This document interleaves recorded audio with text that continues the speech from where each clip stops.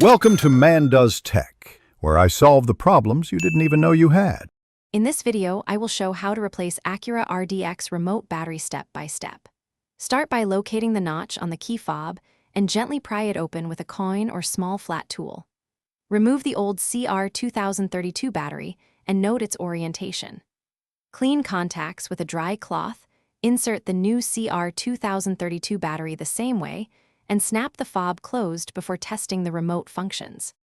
Use steady, gentle pressure while prying the fob halves apart to avoid cracking plastic, and keep your fingers clear of springs or buttons.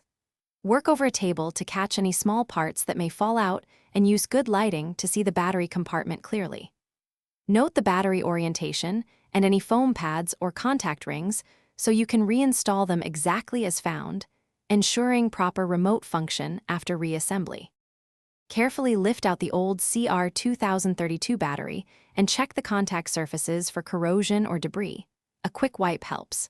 Place the new CR 2032 battery in the same orientation as the old one, ensuring it sits flat and contacts align.